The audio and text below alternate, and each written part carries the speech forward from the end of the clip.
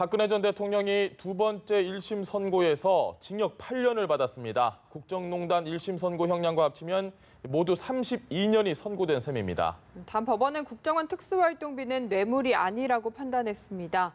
현장에 취재기자 연결합니다. 이소영 기자, 먼저 선고 결과부터 전해주시죠.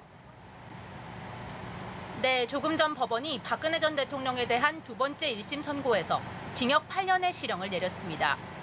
서울중앙지방법원은 박 전 대통령의 국정원 특수활동비 수수 혐의에 대해 징역 6년과 33억 원의 추징을, 공천 개입 혐의에 대해 징역 2년을 선고했습니다. 좀 더 자세히 살펴보면 국정원장들로부터 35억 원의 특수활동비를 받은 혐의 중 33억 원이 인정됐고요. 친박 세력을 총선에서 당선시키려 불법 여론조사를 하고 새누리당 공천에 개입한 혐의도 모두 유죄라고 결론 내렸습니다. 재판부는 예산 집행을 감독해야 할 대통령이 권한을 남용해 돈을 요구했다며 대규모 국고 손실에 대한 책임은 박 전 대통령에게 있다고 질타했습니다.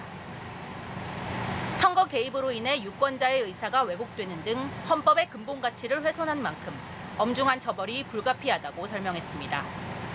보여드린 것처럼 오늘 재판은 생중계됐는데요.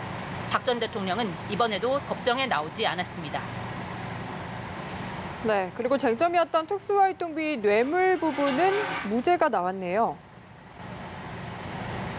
네, 그렇습니다. 재판부는 국정원장들의 재판에 이어 이번에도 박 전 대통령이 받은 특수활동비는 횡령금이지 뇌물은 아니라고 판단했습니다.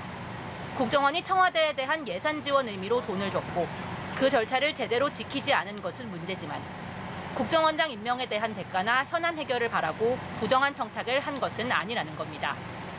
검찰은 개인 돈으로 돈을 주면 뇌물이고 나라 돈으로 돈을 주면 뇌물이 아니라는 판단은 상식에 반한다고 비판하며 항소 의사를 밝혔습니다. 네, 이소영 기자, 그러면 박 전 대통령이 이미 국정농단 혐의로 24년형을 받았는데 여기에 형량이 더 늘어나게 되는 건가요? 네, 그렇습니다. 오늘 선고로 박 전 대통령에 대한 1심 형량은 모두 징역 32년이 됐습니다. 앞서 국정농단 혐의로 징역 24년이 내려진 것에 오늘 형량이 더해진 겁니다. 오늘 오전 국정농단 항소심 마지막 재판에서 검찰은 박 전 대통령에 대해 징역 30년을 구형했는데요.